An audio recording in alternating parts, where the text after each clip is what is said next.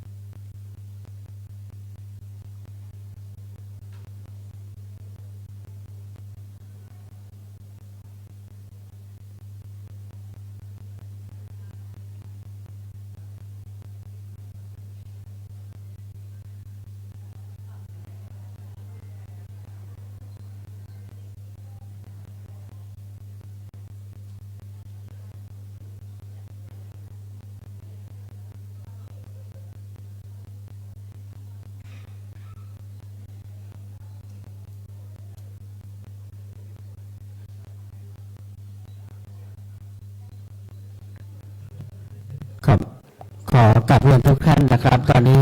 9:45 นาทีโดยประมาณเพื่อความงดงามเรียบร้อยและถวายพระเกียรติยศอย่างสูงสุดแด่พระองค์ท่านในการประกอบพิธีบำเพ็ญกุศลอุทิศถวายเป็นพระกุศลในวันนี้ซึ่งถือว่าเป็นพิธีใหญ่นะครับมีการแสดงพระธรรมเทศนาและนิมนต์พระสงฆ์ประมาณ30รูปที่นิมนต์ไว้นะครับแต่อาจจะมาครบหรือไม่นั้นก็อีกประการหนึ่งก็ขอความกรุณาทุกท่านได้ติดตั้งระบบโทรศัพท์เป็นระบบสั่นนะครับแล้วก็ขอความกรุณาโดยเฉพาะข้างในนี้ไม่ยกโทรศัพท์ขึ้นมาบันทึกภาพนะครับทางวัดจะมีช่างภาพถ่ายทอดสดและจัดเก็บภาพนิ่งท่านค่อยไปโหลดใน Facebook ของวัดร่ำเปิงกอบกันนั้นสำนักงานประชาสัมพันธ์ก็ส่งช่างภาพมาทั้งช่างภาพนิ่งและช่างภาพวิดีโอและวัดเรามีการถ่ายทอดสดด้วยนะครับในห่วงระยะเวลา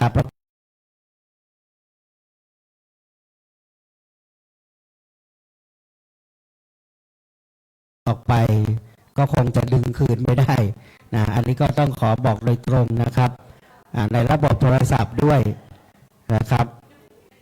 แต่ถ้าเป็นภาพที่จะไปเสนอข่าวใน NBT ประชุมกรมการจังหวัดก็อาจจะน้องประชาสัมพันธ์ไปตัดต่อได้แต่ว่าการถ่ายทอดสดนี่ค่อนข้างที่จะให้ถูกต้องที่สุดนะครับผู้ปฏิบัติก็จะได้ปฏิบัติให้ถูกต้องท่านจะเห็นว่าน้องๆจากศูนย์พิธีโดยการอำนวยการของท่านวัฒนธรรมจังหวัดมาตั้งแต่7:30ละน้องซ้อมมา5รอบแล้วนะครับเพราะฉะนั้นถือว่าเป็นเรื่องสำคัญถึงจะเป็นแบบไม่เป็นทางการแต่ก็จะต้องถวายพระเกียรติยศอย่างสูงสุดในส่วนของคณะสงฆ์เช่นเดียวกันเห็นความสำคัญจึงนิมนต์พระสงฆ์เจ้าอาวาสที่เป็นเจ้าสำนักปฏิบัติธรรมตามกฎหมายกฎระเบียบในจังหวัดทั้งหมดมี45แห่งเป็นของคณะมหานิกาย36แห่งคณะธรรมยุทธ์9แห่งนะครับแต่นิมนต์เพียงเฉพาะคณะใหญ่คณะมหานิกายซึ่งเมตตาเดินทางมา28แห่งจาก36แห่งทั่วทุกอำเภอนะครับก็ขอเรียนต้อนรับทุกท่านนะครับได้ขยับลำดับที่นั่งตอนนี้สังเกตเห็นว่าท่านรองผู้ว่าการจังหวัดเดินทางมาถึงแล้วนะครับเห็นรถยนต์ท่านมาถึงแล้วนะครับใกล้ได้เวลาแล้วอีกสักครู่ครับขอประสานงานไปยังพี่น้องข้าราชการสำนักพุทธนะครับผู้ชายที่ปฏิบัติพระสงฆ์ได้พระเดียงพระสงฆ์ครับในเวลา 9:50 นาทีขอเมตตาพระเดียงพระสงฆ์นะครับ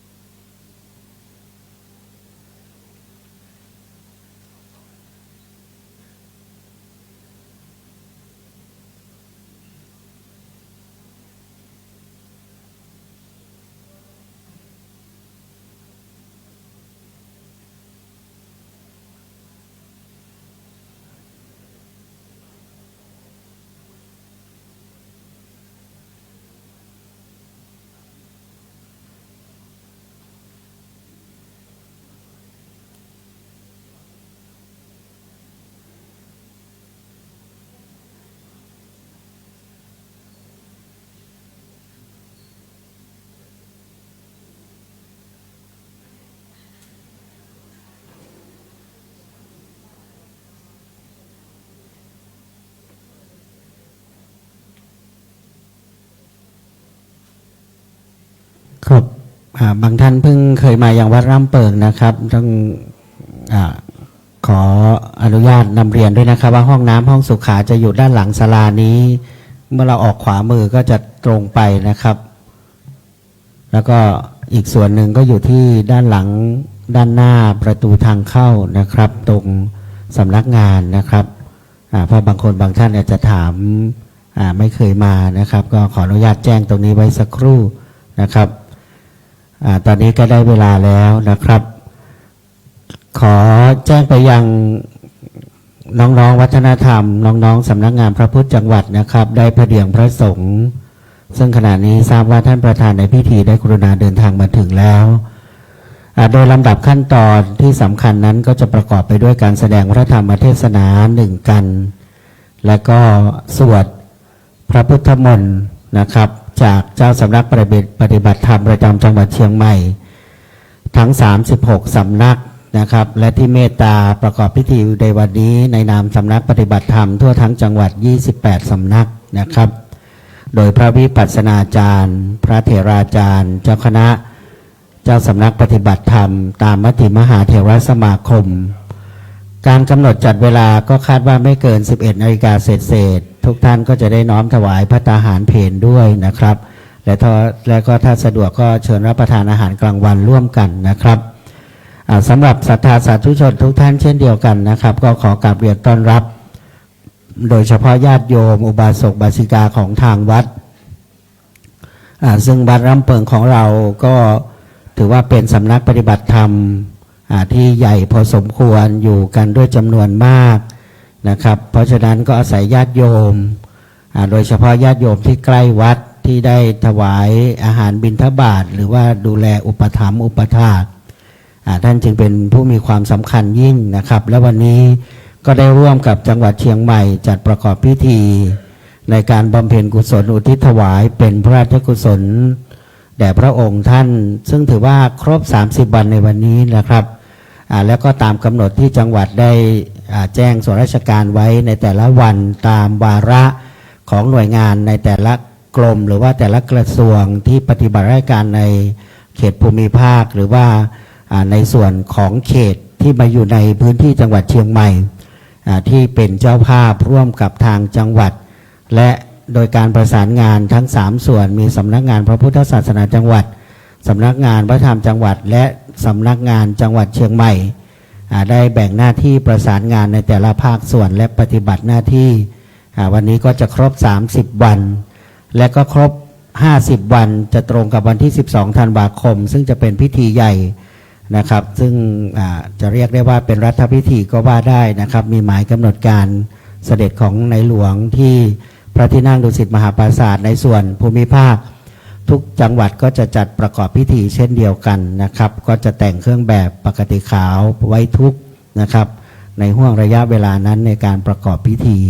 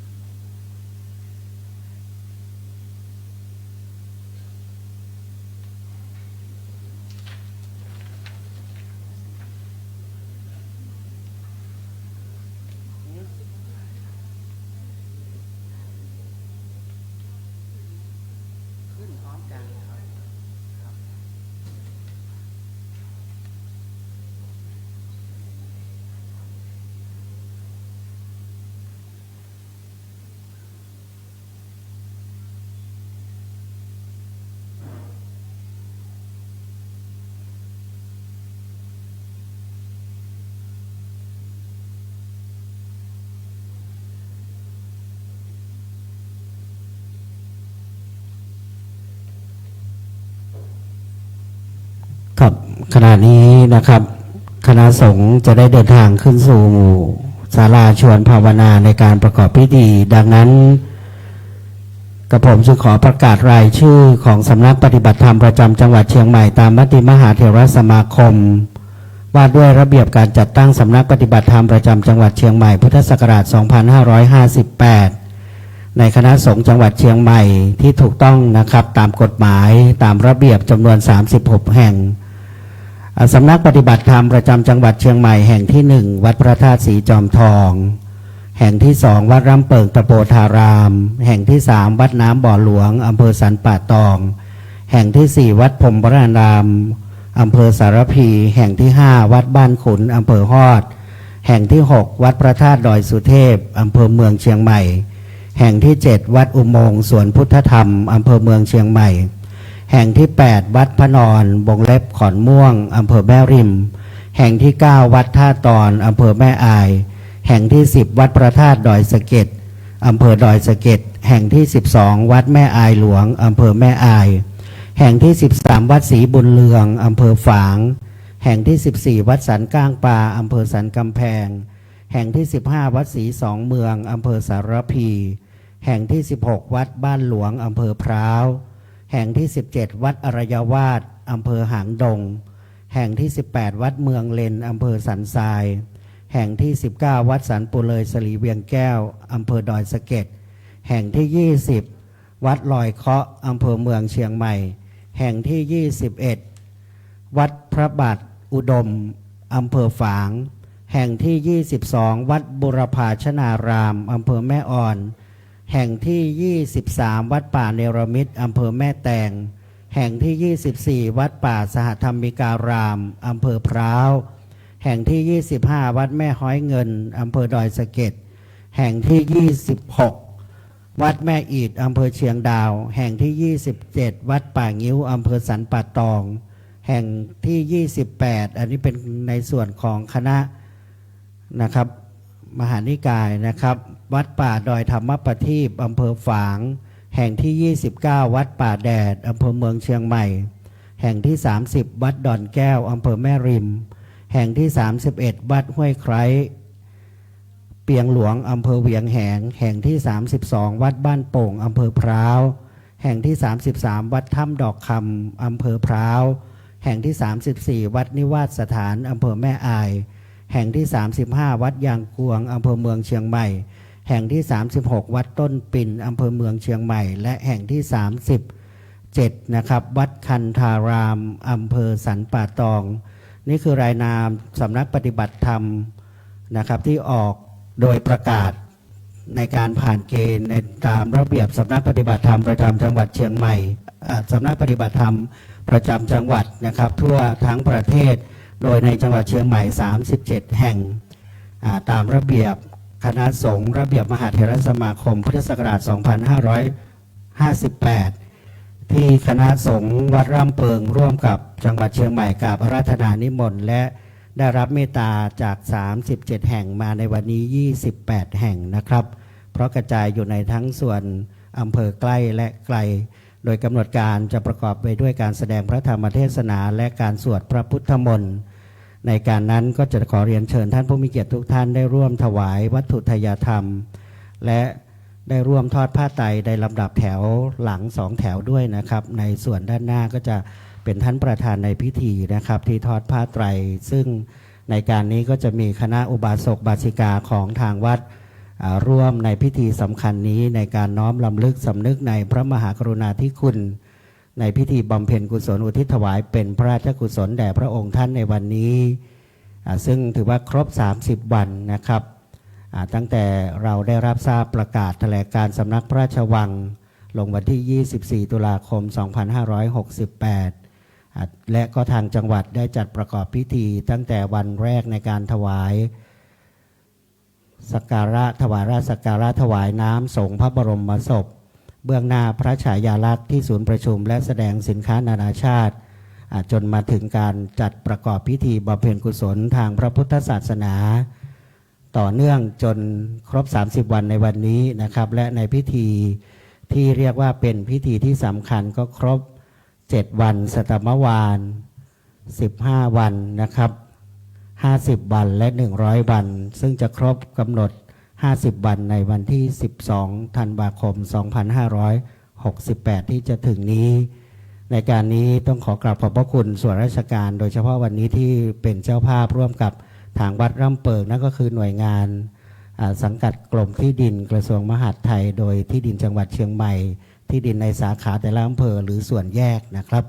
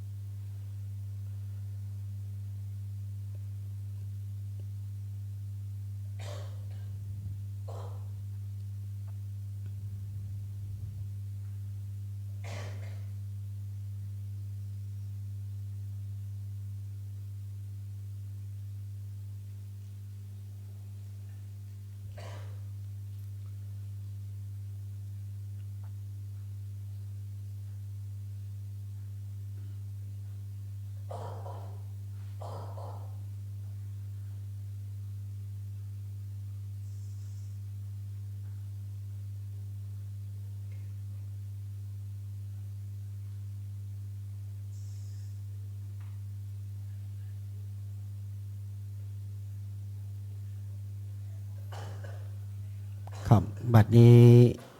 พนักงานเจ้าหน้าที่ผู้ปฏิบัติพิธีได้พเดียง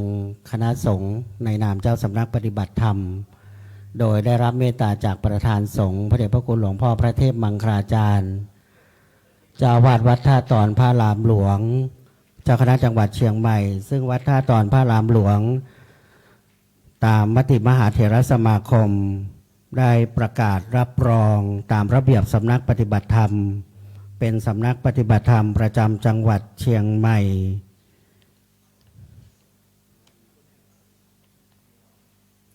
แห่งที่9นะครับ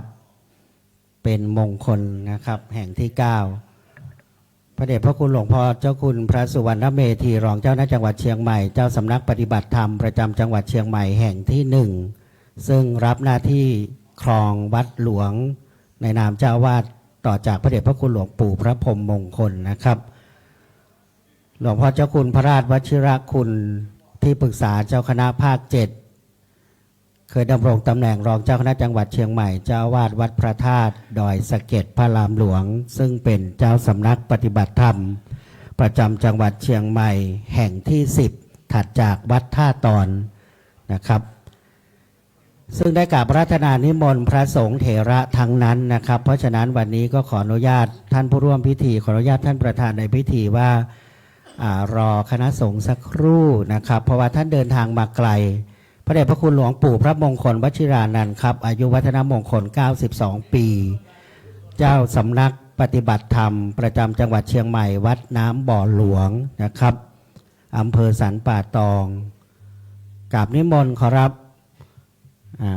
ได้เมตตาเดินทางมาในส่วนพระมหาเถระจะขอนิมนต์นะครับที่นั่งฝั่งนี้ส่วนพระเถระที่จะสวดนะครับก็ขอกราบนิมนต์ตามลำดับนะครับทั้งนั้นเลยนะครับวันนี้คำว่าทั้งนั้นหมายความว่าพระสงฆ์ทั้งนั้นเป็นพระเถระเป็นเจ้าสำนักปฏิบัติธรรมเป็นพระวิปัสสนาจารย์ทั้ง37สำนักตามกฎหมายที่ถูกต้องนะครับถูกต้องมีการผ่านเกณฑ์ผ่านมาตรฐานผ่านหลักสูตรมีการตรวจเยี่ยมประเมินคุณภาพทุกปีนะครับก็เมตตาทยอยเดินทางมาถึงแล้วขอฝ่ายพระเดียงพระสงฆ์นะครับด้านหน้าพระเถระผู้ใหญ่นะครับที่แรกว่าจะจัดตามลำดับเลขที่ของสำนักปฏิบัติธรรมแต่ก็เนื่องด้วยทั้งในส่วนสมณศักดิ์ในส่วนอายุพรรษาก็จะขอเมตตาพระมหาเถระผู้ใหญ่ตามลำดับก่อนนะครับ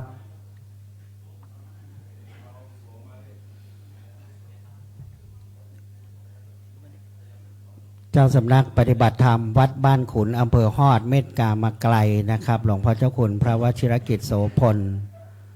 รูปที่ 3หลวงพ่อพระครูสิจิตานุรักษ์เจ้าสำนักปฏิบัติธรรมวัดพระบาทอุดมเจ้าคณะอำเภอฝาง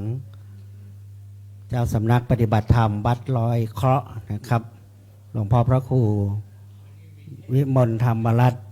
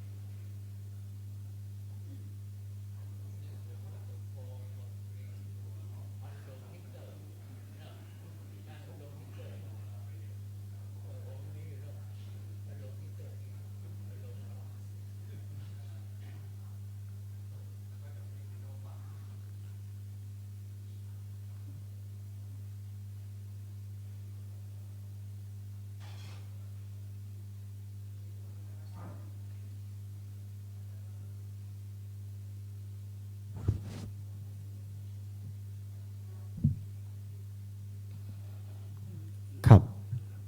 ทุกท่านครับเป็นบุญของหน่วยงานเรานะครับโดยเฉพาะที่ดินจังหวัดกราบอาราธนาพระสงฆ์เจ้าสำนักปฏิบัติธรรมซึ่งคำว่าปฏิบัติธรรมนี่คือสูงสุดนะครับในฝ่ายปริยัติปฏิบัติและปฏิเวทเพราะฉะนั้นในฝ่ายปฏิบัตินี่คือเจ้าสำนักทั้งหมดโดยคณะใหญ่มีทั้งหมด37สำนักปฏิบัติธรรมคณะธรรมยุทธมี6สำนักตามระเบียบกฎหมายที่ถูกต้องวันนี้ได้รับเมตตาจากพระสงฆ์ทั้งนั้น ซึ่งถือว่าวันนี้ครบ30วันก็ถือว่าเป็นบุญใหญ่ของเราทุกคนทุกท่านแล้วก็ได้รับเมตตาจากพระเดชพระคุณหลวงพ่อเจ้าคุณพระภาวนาธรรมาภิรัตน์วิปัสสนาธุระเจ้าสำนักปฏิบัติธรรมประจำจังหวัดเชียงใหม่แห่งที่2นะครับเจ้าวาดวัดร่ำเปิงแห่งนี้ได้เจริญพรญาติโยมสาธุชนและร่วมกับจังหวัดจัดประกอบพิธีบำเพ็ญกุศลอุทิศถวายและในการนี้เพื่อเพิ่มกุศลบุญญาราศีเป็นทักษิณานุปทานอุทิศจึงได้ให้มีการแสดงพระธรรมเทศนาหนึ่งกันในการประกอบพิธีในวันนี้ครับขออนุญาตทุกท่านอีกครั้งหนึ่งโปรดติดตั้งระบบโทรศัพท์เป็นระบบสั่นนะครับทุกภาคส่วนเลยครับ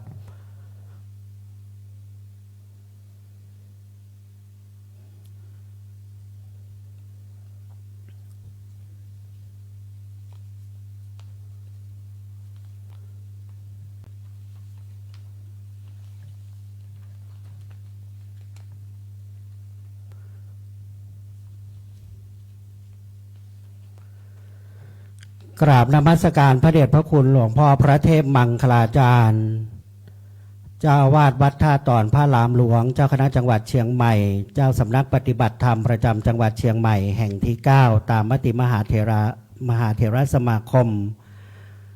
เจ้าสำนักปฏิบัติธรรมทั้ง28แห่งตามมติมหาเถรสมาคมพระภิกษุสามเณรด้วยความเคารพอย่างสูงเรียนนายวิรพงศ์ฤทธิ์รอดรองผู้ว่าราชการจังหวัดเชียงใหม่ประธานในพิธีบำเพ็ญกุศลเพื่ออุทิศถวายเป็นพระราชกุศลสมเด็จพระนางเจ้าสิริกิติ์พระบรมราชินีนาถพระบรมราชชนนีพันปีหลวงลำดับนี้ก้าวขอประธานอนุญาตคณะสงฆ์ขออนุญาตท่านประธานในพิธีนำเข้าสู่กำหนดการเรียนเชิญทุกท่านโปรดยืนขึ้นครับ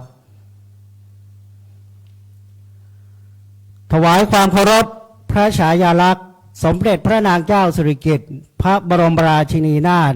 พระบรมราชชนนีพันปีหลวงทั้งหมดตรง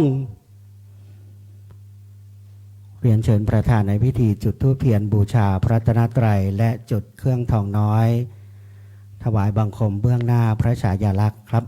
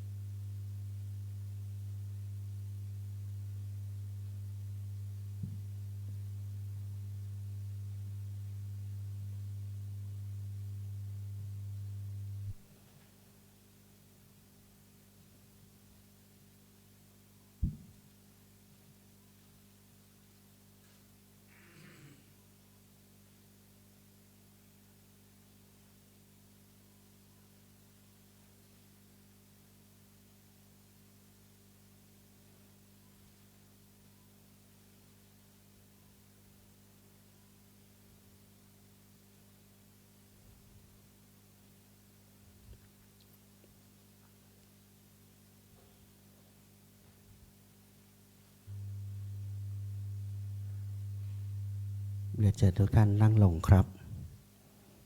พนักงานเจ้าหน้าที่จะได้กราบอาราธนาพระธรรมกถึกที่จะแสดงพระธรรมเทศนา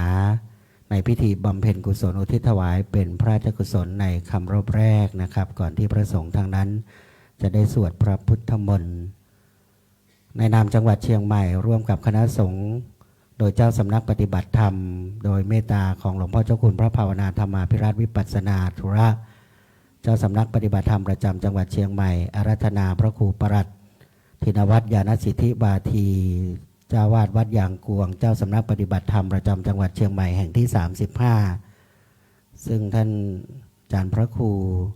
เป็นสามเณรรูปแรกในโครงการสามเณรธรรมาสทองในคณะสงฆ์โดยมหาเถรสมาคมนะครับ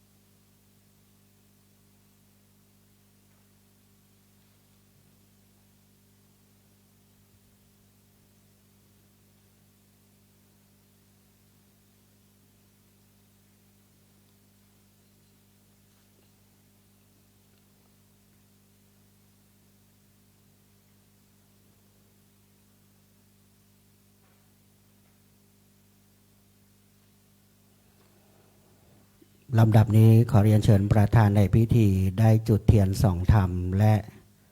ถวายพานขอศีลนะครับ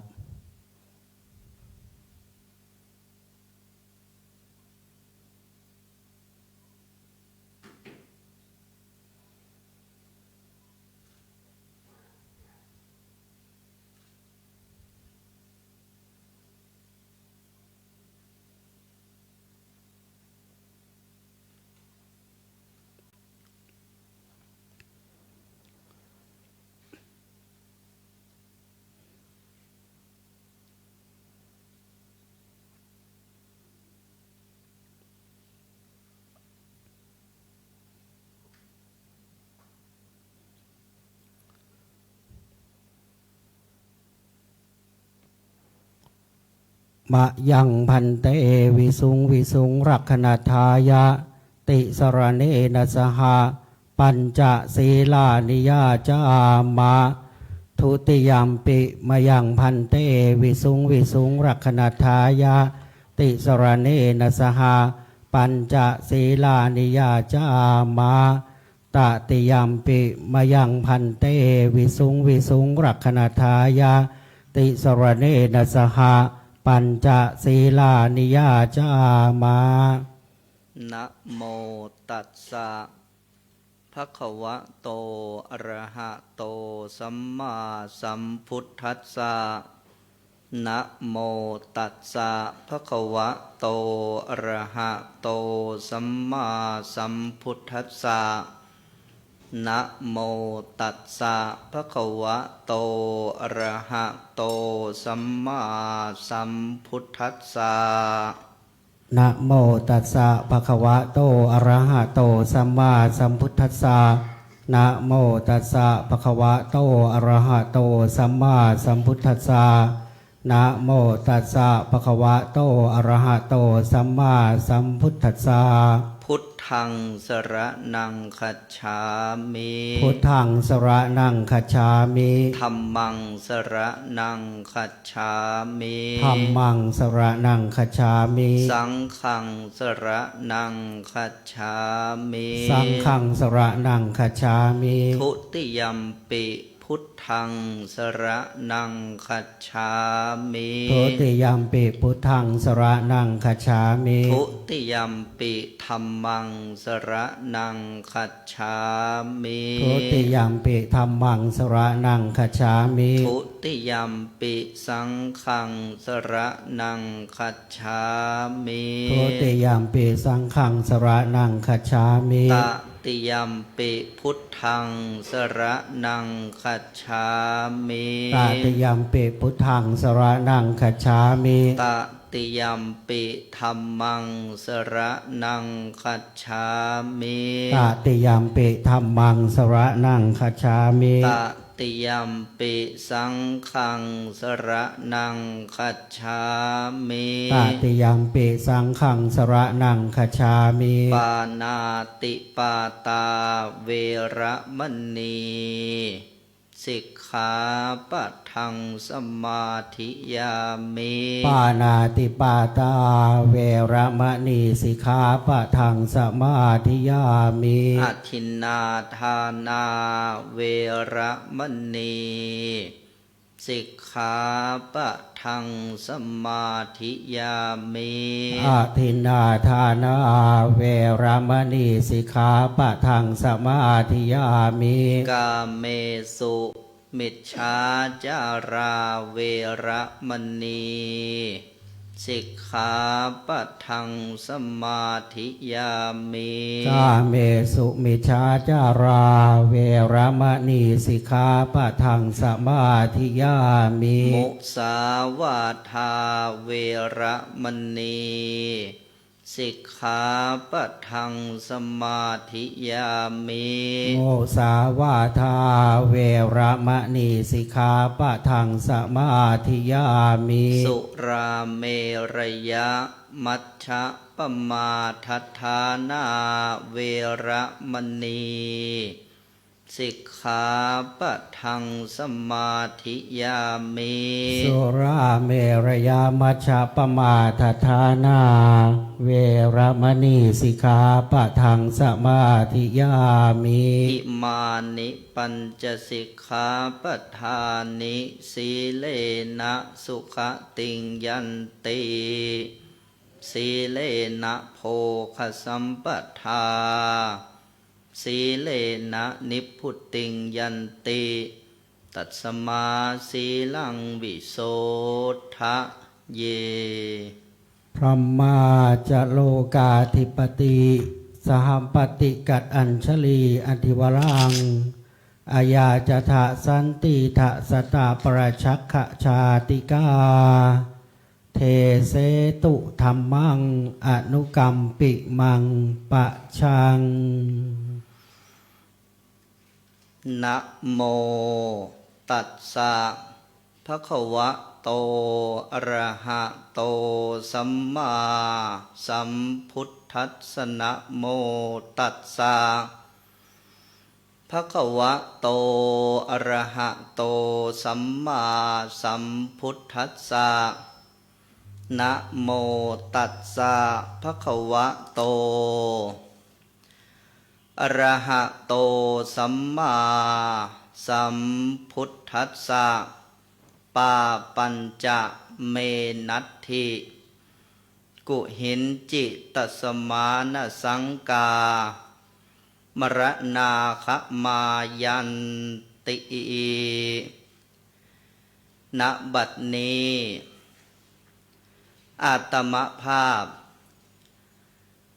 จักรับประทานวิสัชนาพระธรรมเทศนาในธรรมกถาฉลองศรัทธาประดับปัญญาบารมีอนุโมทนากุศลจริยาทักษิณานุปทานกิจที่บำเพ็ญอุทิศเป็นทิพยสุขทิพยสมบัติแด่สมเด็จพระนางเจ้าสิริกิติ์พระบรมราชินีนาถพระบรมราชชนนีพันปีหลวงซึ่งเสด็จสู่สวรรคันไลแล้วนั้นในนามสำนักปฏิบัติธรรมประจำจังหวัดเชียงใหม่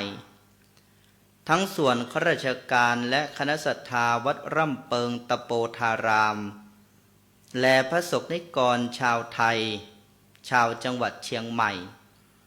มีหฤทัยเปี่ยมด้วยกตัญญูกตเวทิตาธรรมปฏิการะสนองพระเดชพระคุณต่อสมเด็จพระนางเจ้าสิริกิติ์พระบรมราชินีนาถพระบรมราชชนนีพันปีหลวงด้วยใจกอบด้วยกตัญญูและบูชาอันสมเด็จพระบรมราชชนนีพันปีหลวงทรงสมบูรณ์ทั้งส่วนแห่งพระคุณและส่วนแห่งความดีเป็นอเนกประการอาศัยพระคุณทั้งสองส่วนนี้ในสมัยที่สมเด็จพระบรมราชชนนีพันปีหลวงทรงพระประชวรพระบาทสมเด็จพระวชิรเกล้าเจ้าอยู่หัวผู้เป็นพระราชปิโยรสก็ทรงเป็นพระราชภาระทุกประการทรงถนอมน้ำพระทัยให้ชื่นบานตลอดจนอวสานสมัยนับว่าพระองค์ทรงเป็นแบบบำเพ็ญกิจอันเป็นยอดของกตัญญูกตเวทีบุคคลทั้งทรงบำเพ็ญพระราชกุศลทักษิณานุปทานถวายฉลองพระเดชพระคุณเป็นลำดับมาไม่ได้ขาดเข้าลักษณะที่ว่ายามท่านอยู่ก็ทรงอุปถากยามท่านจากก็ทรงอุปถัมภ์จึงทรงเป็นเนติแบบแก่ประชาชนชาวไทยในฐานะลูกทุกประการสมเด็จพระนางเจ้าสิริกิติ์พระบรมราชินีนาถพระบรมราชชนนีพันปีหลวง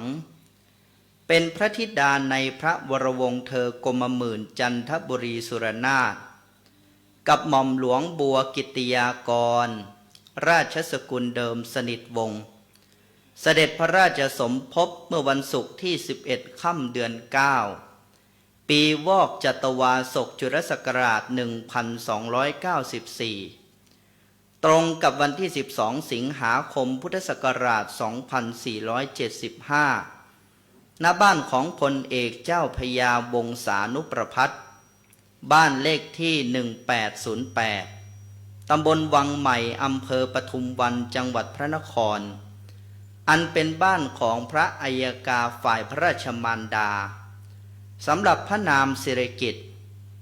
ได้รับพระราชทานจากสมเด็จพระนางเจ้ารำไพพรรณีพระบรมราชินี มีความหมายว่า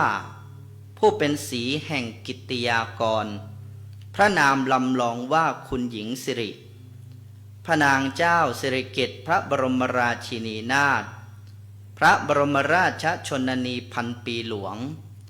เป็นสมเด็จพระบรมราชินีในพระบาทสมเด็จมหาภูมิพลอดุลยเดชมหาราชบรมนาถบพิตรเป็นสมเด็จพระบรมราชินีพันปีหลวงในพระบาทสมเด็จพระวชิรเกล้าเจ้าอยู่หัวทรงดำรงพระบรมราชอิสริยยศ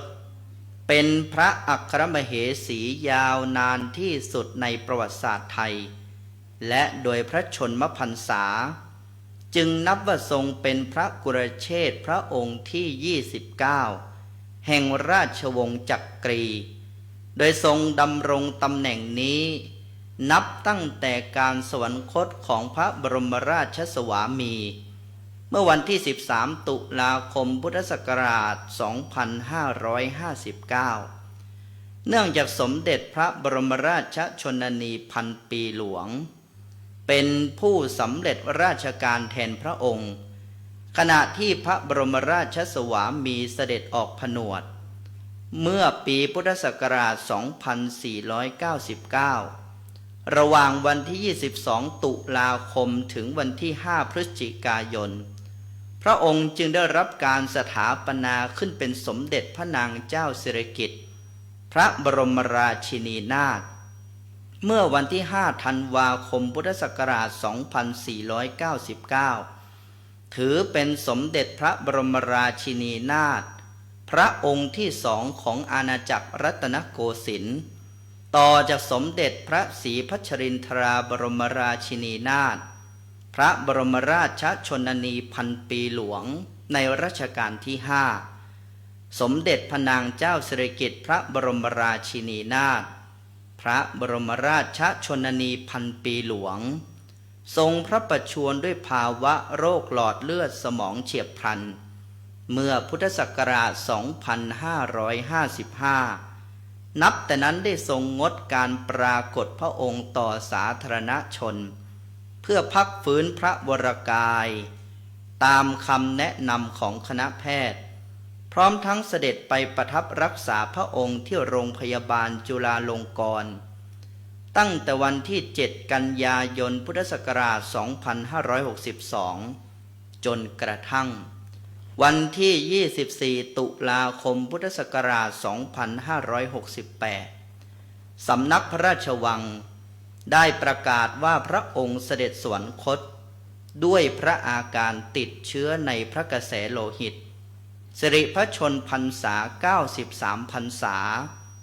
สมเด็จพระบรมราชชนนีพันปีหลวงแม่ฟ้าหลวงพระองค์นี้ทรงเป็นแม่ที่สง่าและเป็นย่าที่ประเสริฐของพระสกนิกรชาวไทยทุกหมู่เหล่าทรงสูงส่งด้วยพระคุณธรรมพระบุญญาธิการพระวิริยภาพและพระอัจฉริยภาพพระองค์ทรงพระปรีชาสามารถเสด็จบำเพ็ญพระราชกรณียกิจใกล้ไกลให้ประสบกนิกรชื่นบานผ่องใสจนวาระสุดท้ายแห่งพระองค์แม้บัดนี้พระองค์จะเสด็จสวรรคันไลไปตามปกติวิสัยแห่งสังขารแต่พระมหากรุณาธิคุณของพระองค์ยังทรงประทับแนบแน่นอยู่ในดวงใจของชาวไทยเป็นนิจการดังท่านประพันธ์ว่าแม่ฟ้าหลวงคือแม่ฟ้าประดับฟ้า ส่องนภาทั่วประเทศทุกเขตขันธ์ราษฎรชาวไทยทุกเผ่าพันธุ์ทรงพลิกผันจากทุกเข็นเป็นปรีดาพระพันปีทรงเยือนท่วนถิ่นแดนไหนพระพันปีทรงส่งเสริมศิลปาชีพอันมีค่าพระพันปีทรงงานโอฬารตระการตาพระพันปีทรงรักษาปวงอาณาประชากรอีกทั้งทรงเป็นพุทธมามกะที่ดำรงมั่นในธรรมวินัยไตรสิกขาทรงเอาพระทัยใส่ในการเผยแผ่พระธรรมคำสั่งสอนของพระบรมศาสดาออกสู่ประชาชนดังที่ว่าทรงพระศรัทธาศาสนาพุทธทรงหวังวิมุตติธรรมวิถีทรงกรรมฐานพระองค์ท่านมีศรัทธาวิถีวิปัสสนาทรงอุปถัมภ์บำรุงมิขาดวัดวาอาวาสพระศาสนาพระสงฆ์องค์เจ้าเหล่าคนชราคนอนาถาพิกลพิการพระองค์ทรงพระราชทานสัมภาษณ์แก่สารคดีของ BBC เป็นภาคภาษาอังกฤษถอดความเป็นภาษาไทยว่าข้าพเจ้าไม่เคยรู้สึกหวาดกลัวต่อความตายเพราะเชื่อในสิ่งที่พระพุทธเจ้าทรงสอนไว้ว่าอย่ามัวยึดติดกับอดีตอย่ากังวลถึงอนาคตทำสิ่งในปัจจุบันให้ดีที่สุดและผลแห่งการกระทำนั้นจะเป็นสิ่งที่ดีสอดคล้องด้วยพุทธภาษิตที่อาตมภาพได้ยกขึ้นเป็นนิเขปบทเบื้องต้นว่าปาปัญจะเมนัตถิกุหินจิตสมานสังกามรณาคะมายะแปลความว่าข้าพเจ้าไม่มีความชั่วซึ่งทำไว้ณที่ไหนๆเลยฉะนั้นข้าพเจ้าจึงไม่หวั่นเกรงความตายที่จะมาถึงพระองค์จึงทรงเป็นแบบอย่างแห่งมนุษย์ที่สมบูรณ์ด้วยการพัฒนาศักยภาพชีวิตตามรอยบาทพระบรมศาสดาที่ทรงสอนให้พุทธบริษัทไม่ประมาทในการดำรงชีพเรียนรู้สัจธรรมของสรรพสิ่งว่าย่อมตกอยู่ภายใต้อำนาจแห่งพระไตรลักษณ์คือไม่เที่ยงเป็นทุกข์ไม่เป็นไปตามอำนาจของใจจะหาสาระให้ยึดมั่นไว้เป็นแก่นสารก็ได้ไม่จึงควรเร่งความเพียรประดับปัญญาตนด้วยการเจริญอริยมรรคสัมมาทิฏฐิสร้างความเห็นถูกให้กับจิตกล่าวคือเห็นอริยสัจสี่เห็นตามความเป็นจริงว่าขันธ์ห้านี้เป็นทุกข์เพราะยึดมั่นในขันธ์ห้าเป็นเหตุแห่งทุกข์วางความยึดมั่นในขันธ์ห้าได้จึงเป็นทางดับทุกข์และการเจริญอริยมรรคทั้ง8อันมีสัมมาทิฏฐิเป็นประธานเป็นวิธีในการดับทุกข์ข้อนี้พระพุทธองค์ทรงแสดงไว้ในธรรมจักรกัปปวัตตนสูตรถึงวิธีการในการปฏิบัติต่ออริยสัจว่าทุกข์ให้รู้เหตุแห่งทุกข์ให้ละทางดับทุกข์ทำให้แจ้งวิธีการดับทุกข์ทำให้มากที่กล่าวว่าไม่ยึดติดต่ออดีตหรืออนาคตหยุดอยู่กับปัจจุบันนั้นควรต้องเอาจิตมาเรียนรู้ในอริยสัจทั้งสี่นี้เป็นเบื้องต้นจึงจะมีกำลังที่จะอยู่กับปัจจุบันได้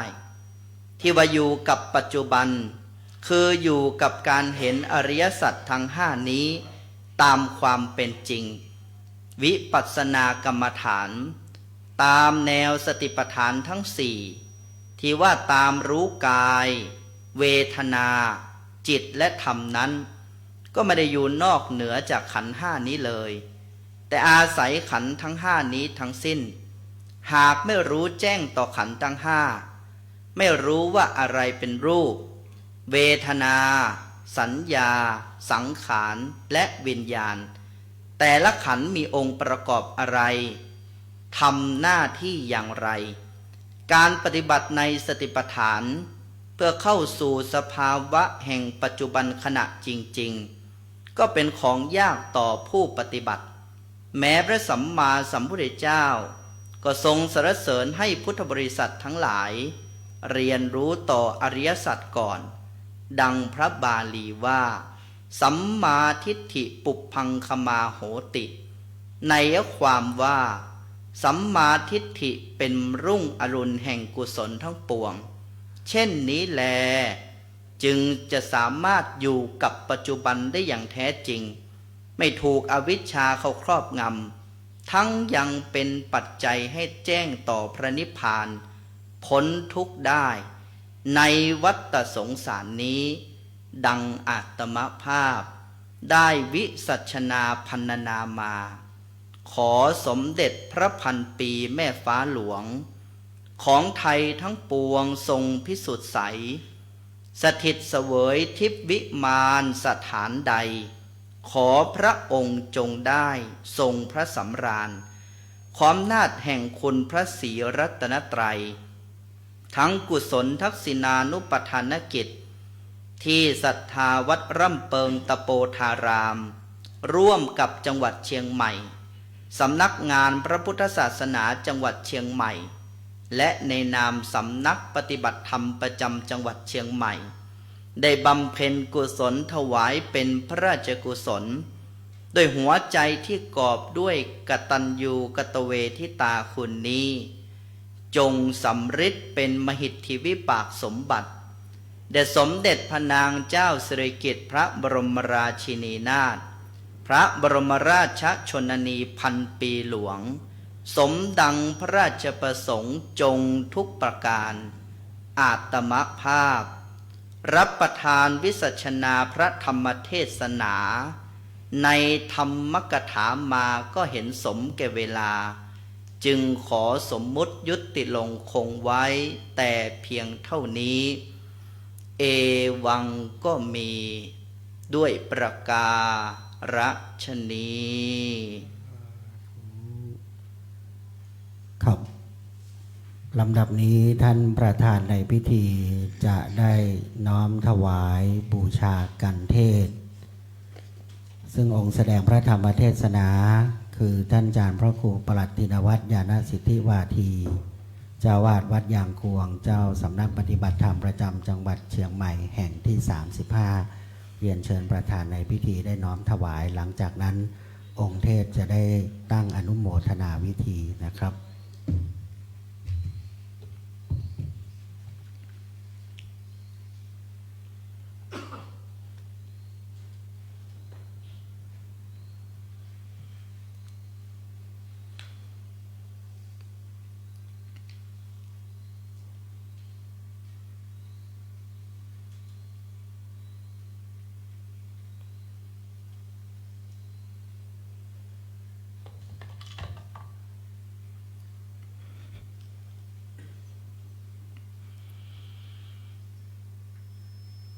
ยะถา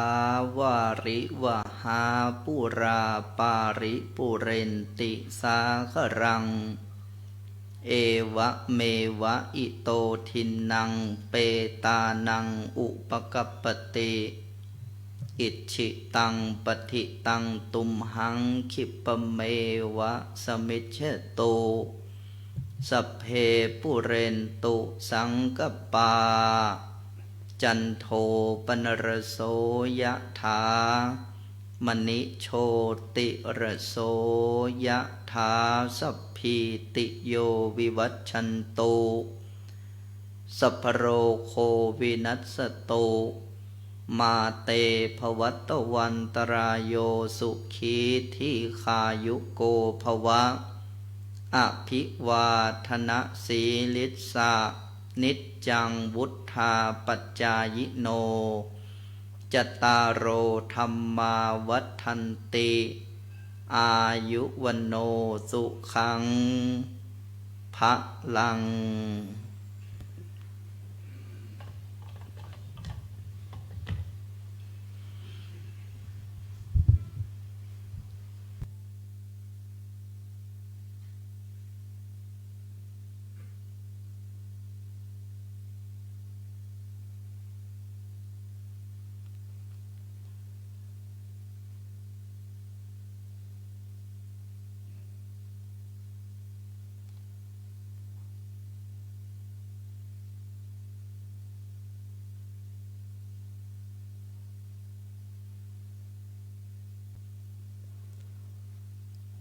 วิปัตติปฏิภาหายาสัพพสัมปติสิทธิยา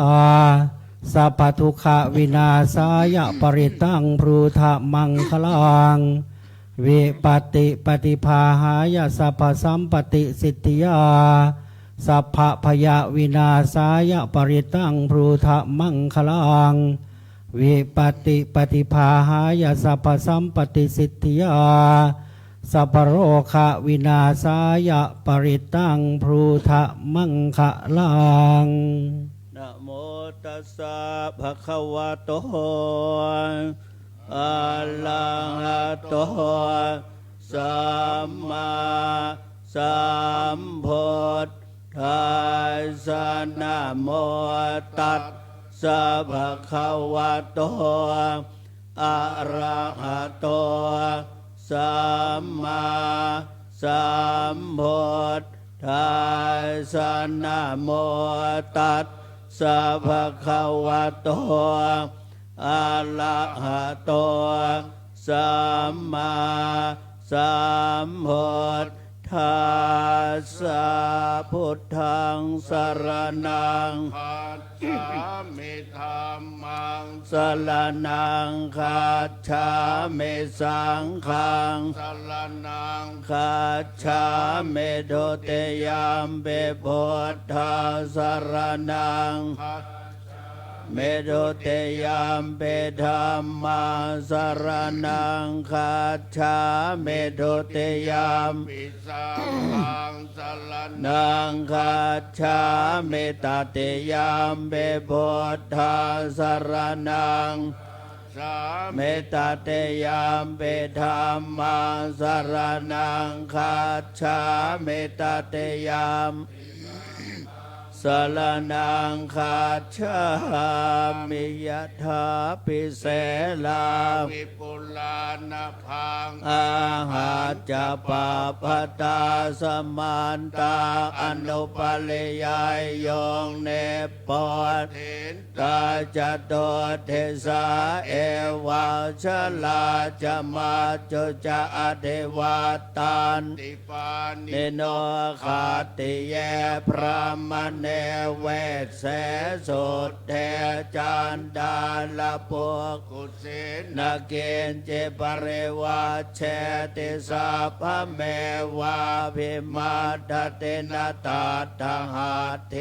นังภูมินาลดานังนาปาติยานาจาภิมันตโยเทนะสักกาเชตุงทะเนนวาทสมาปันติโตปโสสัมปัสสังอาตมาตโนพุทเทธัมเมสังเกจะเทโลสัตถังนิเวสเยโยธรรมจาเลกาเยนวาจายาอุทเจตสาอิเทวนังปัสสังสันติเปจัสสะเกปโมทติยาสสัทธาสัทธาคติอัจจลาสุปเตเทตาเสลาจยาสกัลยานังอริยการตังปัสสังสิตังเขปัสสาโทยาชาเตอุจุโพตาจดาสนังอัตเลโทติตังอาหุอโมคันตาสเชเวตังตัสมาสัทธาจะเสลาจะปัสสาทางธรรมทาสนังอนุโยนเชธเมธาเวสลังพุทธานาสาสนันเดวะเมสุตังเอกังสมยังภควาสาวาเทยังเวหลติเชตวันเนอนาถเป็นเดกาสะอาราเมตาลโคภควาเพโคอามันเตสิเพควเทวดานเตติเตเพโคภควโตปัจจัสโสสงภควาเอตทาวจาอุปาทาวาเพขเว คตานังอนุปาทาวาตถาคตานังทิตาวาสาธาตุธรรมะทิฏฐาธรรมนิยามมตาสาเพสังขาราอเนจจติตังตถาคตอภิสัมโพชติอภิสัมเมติอภิสัมโพชิตวาอภิสัมเมตวาอาเจกติเทเสติปัญญาเปติปัตถเปติวิวัลติเวปัสสติอุตตานิกโลติสัพเพสังขาราอเนจจติอุปาทาวาภิกขเวคตานังอนุปาทาวาตถาคตานังทิตาวาสาธาตุธรรมะทิฏฐาธรรมนิยามตาสัพเพสังขาราทุกขาติตังตถาคตสัมโพชติอภิสัมเมติอภิสัมโพชิตวาอภิสัมเมตวาอาเจกติเทเสติปัญญาเปติปันทเปติวิวัลติวิปัสสติอุตตาเนกโลติสัพเพสังขาราทุกขาติตังตถาคตอภิสัมโพชติอภิสัมเมติอภิสัมโพสิตวาอภิสัมเมตวาอาเจกติเทเสติปัญญาเปติปันทเปติวิวัลติวิปัสสติอุตกโลติสัพเพธรรมาอนัตตาติอิตมโวจะภควาอัตตมนาเตเปโขภควโตภาสิตังอภินันโทนติสัพเพสังขาราอเนจจติอัตตาปัญญายปัสสติอัตเนเป็นตติโตเขเอสมาโคเปโสติยาสัพเพสังขาราทุกขาติยถาปัญญายปัสสติอัตเนเป็นตติโตเขเอสมาโควิสุทธิยาสัพเพธัมมาอนัตตาติยถาปัญญายปัสสติอัตเนเป็นตติโตเขเอสมาโควิสุทธิยาอัปปกาเตมโนเสสุเยชนะปาลคามิโนอัฏฐายังอิตลาปชาเตละเมวานุทาวติเยจะโคสัมมาทัคขาเตธรรมเมธรรมาวัติโนเตชนะปาลเมสันติมาจุทายังสุดโดตลังกันหังธรรมังปาหายสุกังภาเวทปันติโตโอกาอโนกมะคัมมวิเวเกยัตถทุลมันตตลาปิลติเมชัยยหิตวากาเมอกินจโนปริโยทปายังอัตตานังจิตตกะเลเสหิปันติโตเยสังสัมโพธิยังเทสุสัมมาจิตตังสุภาวิตังอัฏฐานปฏิเนศสังเขอนุปาทายเยลตาเขนาสวาชุติมันโตเตโลเกบลินิพุตาติอเวชชาปัจจยาสังขาราปัจจยาญาณังวิญญาณปัจจยานามาโลปังนามาโลปปัจจยาสลายตนังยตนะปัจจยาผัสโสผัสสะปัจจยาเวนายตนะปัจจยาตัณหาปัจจยาอุปาทานังอุปาทานปัจจยาภโวภวปัจจยาชาติปัจจยาชลามรณังโสกปริเทวโดกโดมนาสุปายาสัง เวียตติอเวชชายตเววะอเสสวิลาคนิโรธาสังขาลนิโรธสังขาลนิโรธาเวนญาณนิโรธเวนญาณนิโรธานามโลปนิโรธนามโลปนิโรธาสลายตนะนิโรธสลายตนะนิโรธาภาสนิโรธภาสนิโรธาเวทนานิโรธเวทนานิโรธาตัณหานิโรธตัณหานิโรธานานิโรธอุปาทานนานิโรธาภวานิโรธภวานิโรธาชาตินิโรธชาตินิโรธาชลามลนังโสกปะเลเทวโดกโดมนาสุปายาสานิโรธชันติเอวเมตาสเกวลัสสะโดขาขันธาสนิโรธโหติยะธาหเวปาตุปวันติธรรมาอาตาปิโนชายโตพระมนาสะอาทาสกังขาวปยันติสาพายโตปัจชานาติสเหตุธรรมังยะธาหเวปาตุปวันติธรรมาอาตาปิโนชายโตพระมนาสะอาทาสกังขาวปยันติสาพายโตขยังปัจจยานังเวทิยดาหเวปาตุปวันเตดัมมาอาตาปิโนชายโตภามนาสวิทุปยังติตติมาลเสนังสุโลวะโอภาสยมันตะเลขันติอติตังนาวะขมายนาปฏิกังเขอนาคตังยดติตัมปะเหนันตังอัปปัตตัญจะอนาคตังจุปานัญจโยธรรมังตาตาตาทวิปัสสติอสังหิรังอสังกุปปังตังเวทธามนุโพหะเยอาเชวกิจจมาตาปังโกจัญญามลนังสุเวนัยโนคลาเตนะมหาเส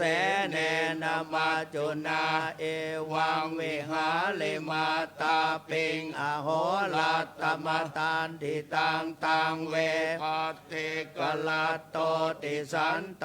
อาจิกเตมุนี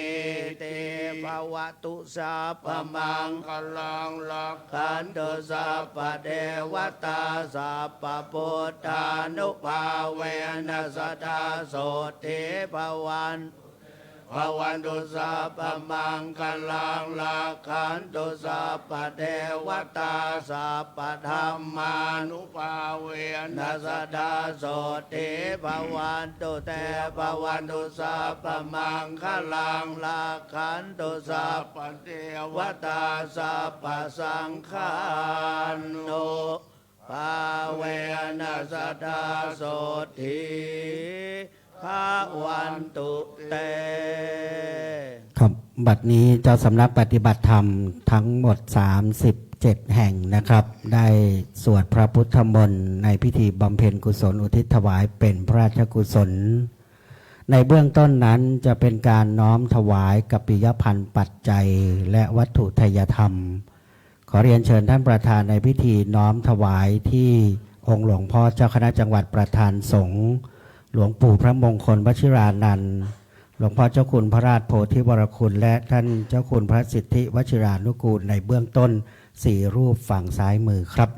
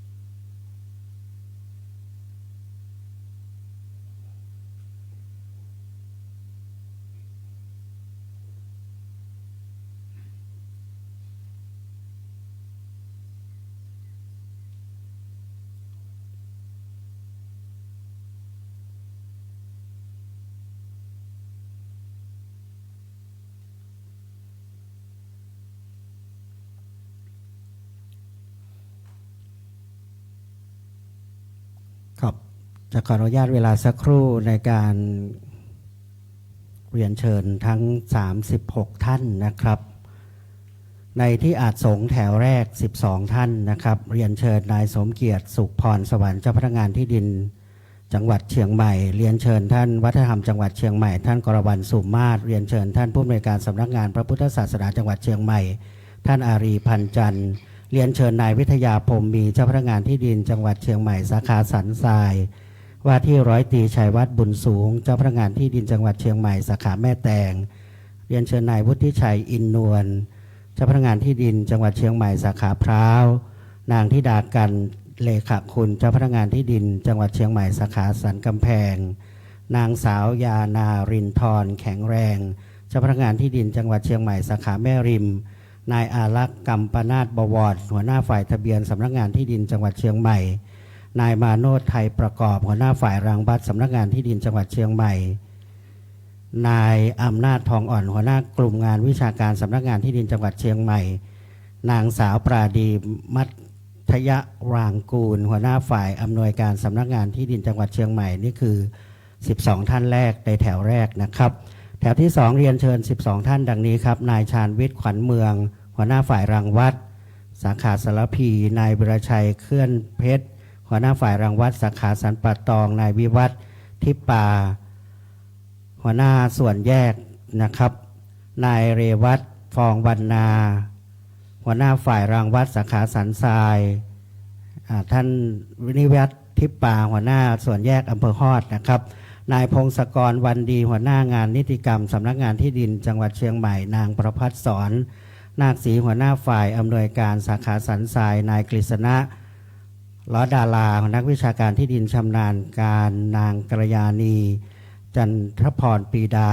จันทปีดาหัวหน้าฝ่ายอำนวยการสาขาสารพี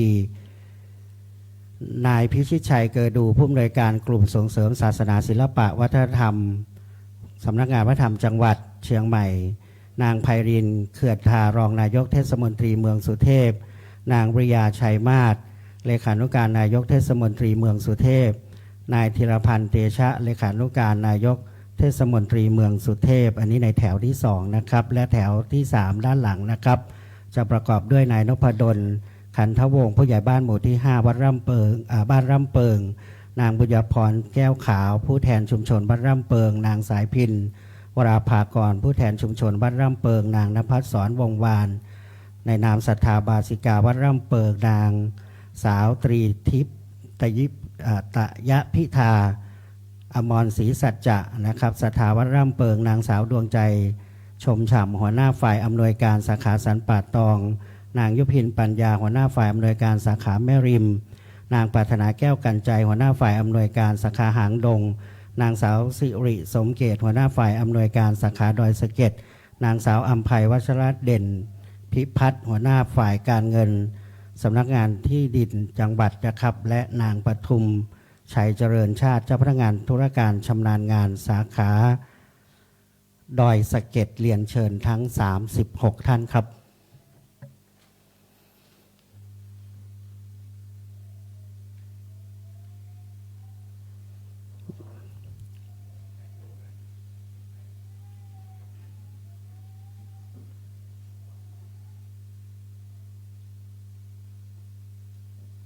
ขอให้ทุกท่านพร้อมกันก่อนนะครับทั้งแถวเจ้าสำนักแถวแรกแถวที่2และแถวที่3ค่อยน้อมประเคนพร้อมกันทุกท่านร่วมเป็นเจ้าภาพในพิธีบำเพ็ญกุศลอุทิศถวายโดยการอำนวยการนะครับของสำนักปฏิบัติธรรมวัดร่ำเปิงโดยท่านเจ้าคุณพระภาวนาธรรมาภิรัตน์วิปัสสนาธุระที่ได้นิมนต์นะครับเจ้าสำนักปฏิบัติธรรมทั้ง37แห่งและพระมหาเถระรวมแล้วในวันนี้ที่นับคร่าวๆ40รูปพร้อมแล้วเชิญทุกท่านน้อมประเคนครับศรัทธาญาติโยมโยคีผู้ปฏิบัติธรรมวัดเรานะครับประนมมือสาธุนะครับและเรียนเชิญทุกท่านประจำยังเก้าอี้รับรองดังเดิมครับเจ้าพนักงานจะได้ลาดผ้ารองโยงและพระภูษาโยงตามลำดับนะครับ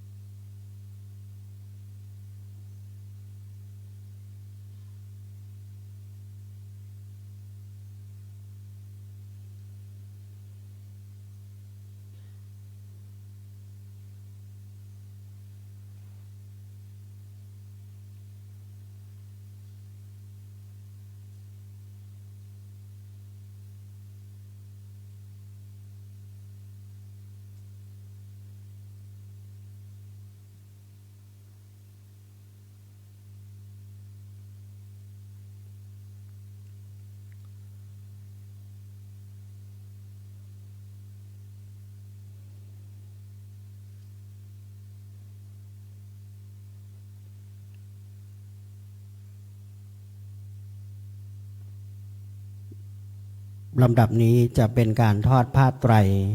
แด่พระสงฆ์เจ้าสำนักปฏิบัติธรรมทั้ง36แห่งนะครับกระผมขออนุญาตดังนี้ครับในแถวด้านหลังสุดขอ2ท่านนะครับเรียนเชิญ2ท่านครับใน5ไตรแรกเรียนเชิญท่านวัฒนธรรมจังหวัดเชียงใหม่เป็นผู้ทอดครับใน5ไตรหลังขอเรียนเชิญท่านผู้อำนวยการสำนักงานพระพุทธศาสนาจังหวัดเป็นผู้ทอดครับ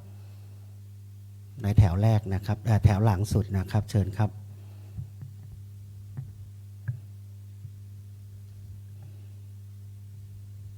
ด้านหลังนะครับด้านหลังสุดเลยนะครับท่านวัฒนธรรม5ไตรนะครับท่านผอ.สำนักพุทธ5ไตรในแถวหลังสุดนะครับ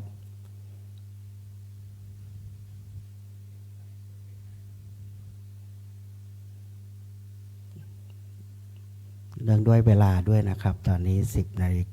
นาฬิกาเศษนะครับ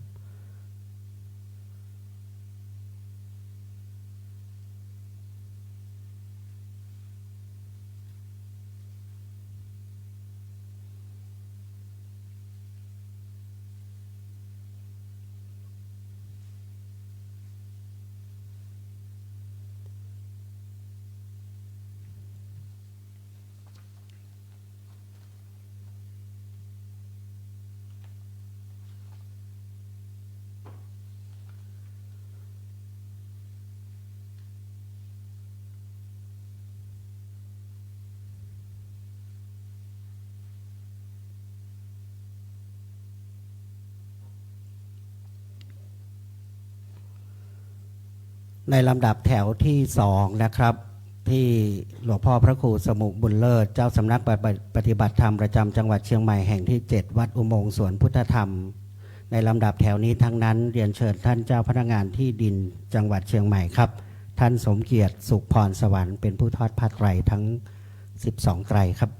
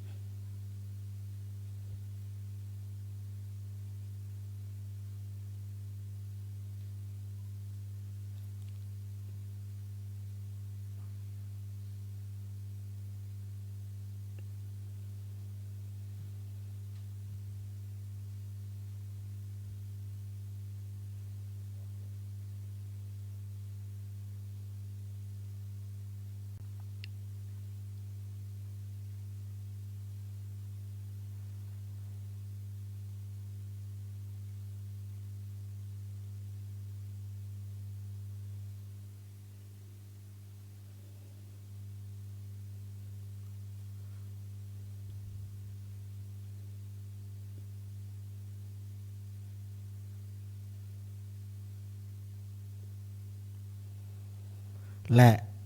ลำดับประธานสงฆ์พิธีใน12ไตรนะครับที่จะน้อมถวายหรือว่าน้อมทอดนะครับแด่เจ้าสำนักปฏิบัติธรรมประจำจังหวัดเชียงใหม่แห่งที่1เป็นลำดับแรกที่หลวงพ่อเจ้าคุณพระสุวรรณเมธีวัดพระธาตุสีจอมทองขอเรียนเชิญท่านประธานในพิธีทอดผ้าไตรเบื้องหน้าเจ้าสำนักปฏิบัติธรรมประจำจังหวัดเชียงใหม่ทั้ง12รูปครับ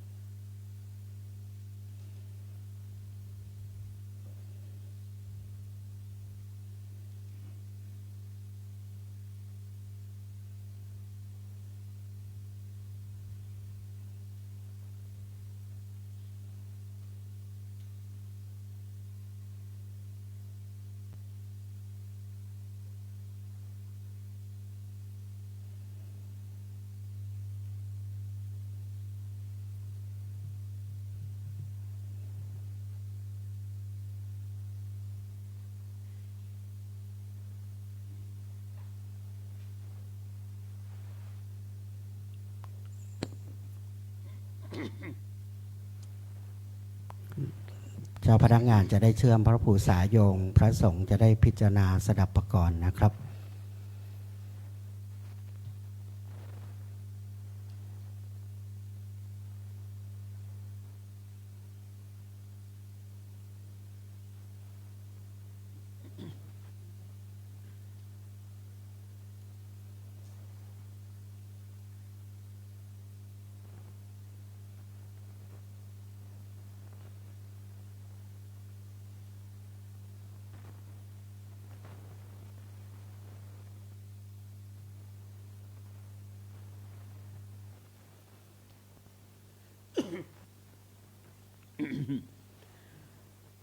อเนจจาวัฏสังขาราอุปาทวายธัมมิโนอุปาชิตวานิโรธชันติแต่สังอุปสมโมสุโขลำดับนี้ขอเมตตาคณะสงฆ์ลำดับแถวแรกครับได้ตั้งพัดที่ระลึกในพระราชพิธีเฉลิมพระชนมพรรษา90พรรษาและพัดรองของวัดร่ำเปิงในการตั้งอนุโมทนาวิธีครับ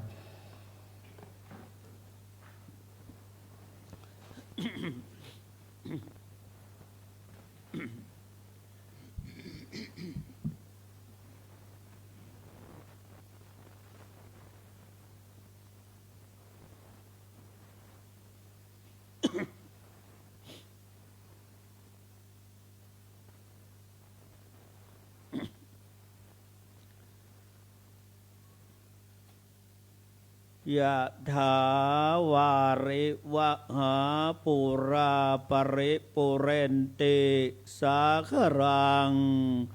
เอวะเมวะอิโตทินังเปตานังอุปกปปติ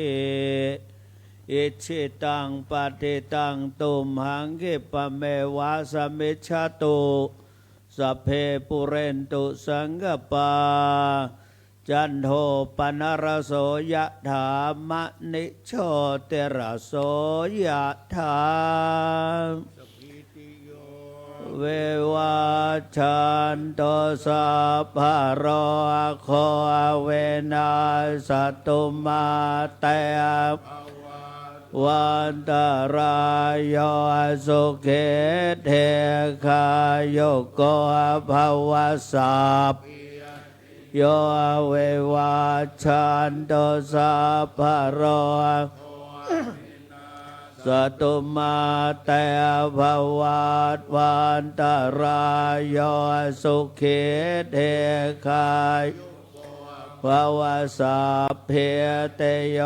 เววาชันเวนัสตุมาเตภวัตวันตรายโยเทคายโกภวะอภิวาทนาเสเลสเนตปัจจายโนจัตตารโอธรรมาวัฏันยุวันโนสุขังพระลังอัฏฐาสิเมอากาสิเมยาเตเมตจะเมเปตานันทาเขนังทัชชาปุเพกตมโนในโลนนางวาโสโกวายาวันยาวานานาตังเปตานามาทายาเอวังเตทันติยาจะขอทาเกนาเทนาสังฆามิสุปเตติคาราตังเหตายาสัทธานาโสอุปกาปฏิโสโมจะยังเนธาสิโตเปตานปุชาจักตาลัญจะเพโคนามโนปะเทนางโตเมหิปุญญังอนาปการเตภวตุสัพพมังคลัง วะเทวตาสัพพพุทธานุภาเวนัสสดาโสติภวันพมังคลังลักขันตุสัพพเทวตาสัพพธรรมาโสติภวันตุเตภวตุสัพพมังคลังลักขันตุสัพพตาสัพพสังฆานุภาเวนัสสดาโสติภวันตุเต กราบนิมนต์คณะสงฆ์เรียนเชิญประธานในพิธีท่านผู้ร่วมพิธีทุกท่านได้ตั้งจิตภาวนาเป็นเวลา 93 วินาทีน้อมถวายเป็นพระราชกุศลครับ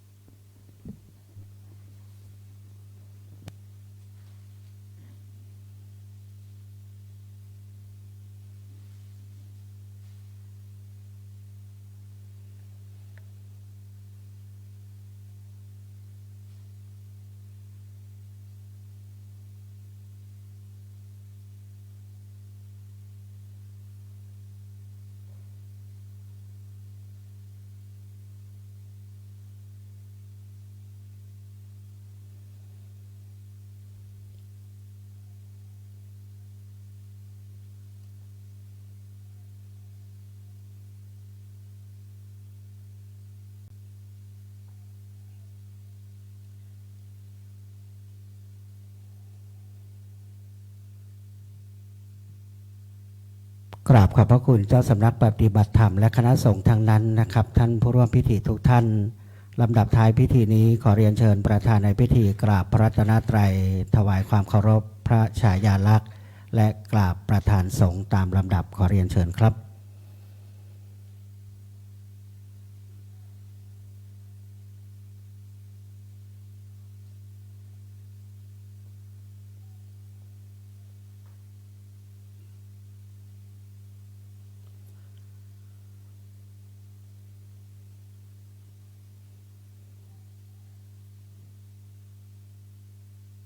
เรียนเชิญทุกท่านโปรดยืนขึ้นครับ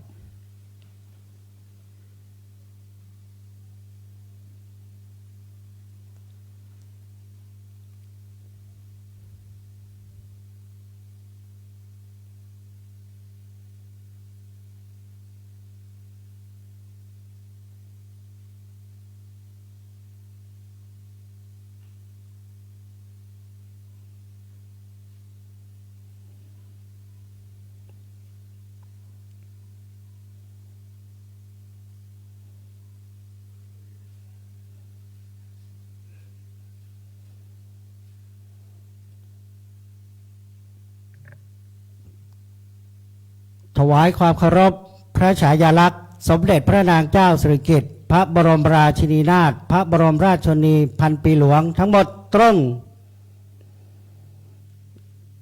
ขอบพระคุณทุกท่านนั่งประจำที่สักครู่นะครับในนามท่านคณะเจ้าภาพในวันนี้นะครับโดยสำนักงานที่ดินจังหวัดเชียงใหม่เรียนเชิญท่านเจ้าพนักงานที่ดินจังหวัดครับท่านสมเกียรติสุขพรสวรรค์ได้น้อมถวายปรณาปัจจัยที่หลวงพ่อพระเทพมังคลาจารย์นะครับจะได้มอบให้กับวัดร่ำเปิงในนามฝ่ายสถานที่ตามลำดับนะครับขอเมตตาคณะสงฆ์ทั้งนั้นครับก้าวจะพเดียงถวายเพล 11 โมงครึ่งขอเมตตาจะได้บันทึกภาพรวมในนามสำนักปฏิบัติธรรมทั้งหมดน้องๆศูนย์พิธีเตรียมเก้าอี้ด้านหน้า7ที่นั่งนะครับด้านหน้านะครับ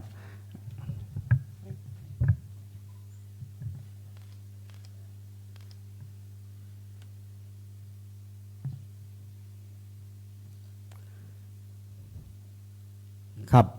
เนื่องด้วยวันนี้เป็นพิธีใหญ่ด้วยนะครับแล้วก็ลำดับแถวต่างๆมากนะครับเชิญเจ้าหน้าที่เราเอาเก้าอี้เทียบด้านหน้าธรรมาสน์สำหรับหลวงพ่อจังหวัดนะครับหลวงปู่และคณะสงฆ์ขอเมตตาประจำเก้าอี้ก่อนนะครับจะได้เรียนเชิญท่านประธานถ่ายภาพตามลำดับซึ่งการประกอบพิธีวันนี้พระสงฆ์40รูปนะครับ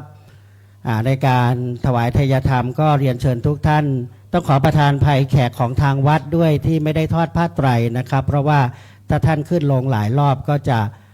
ใช้เวลานานก็เลยเรียนเชิญหัวหน้าส่วน และประธานท่านทอดผ้าไตรใหญ่ในลำดับท้ายสุดนะครับซึ่งเหมือนการชาปนกิจทั่วไปประธานจะต้องทอดผ้าไตรปิดทีหลังนะครับก็นำเรียนกำหนดการดังนี้ซึ่งรายชื่อของอุบาสกบาสิกาวัดเราได้ถวายทายธรรมแต่แรกแล้วนะครับต้องขอประทานภัย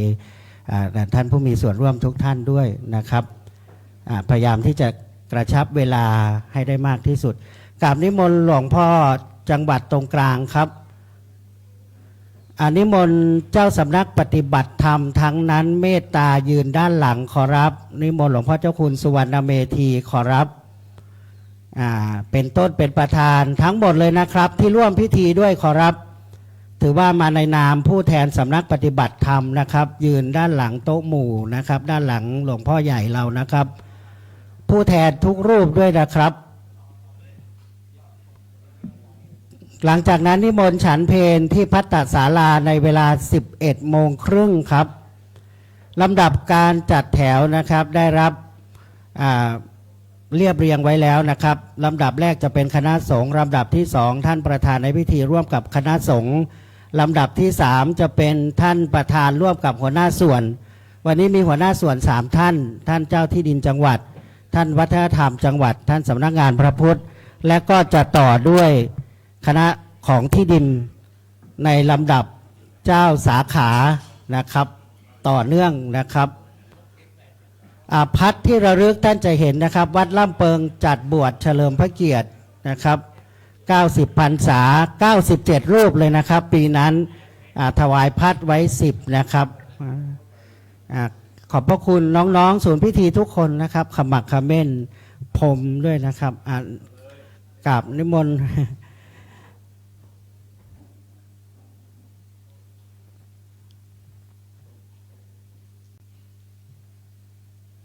นะครับ5 4 3 2 1เรียนเชิญท่านวิรพงษ์ฤทธิ์รอดครับท่านรองผู้ว่าการจังหวัดประธานในพิธี1ท่านก่อนนะครับดึงพรมออกก็ได้ดึงพรมมาก็ได้ทุกท่านครับนี่คือกำลังหลักของพระศาสนา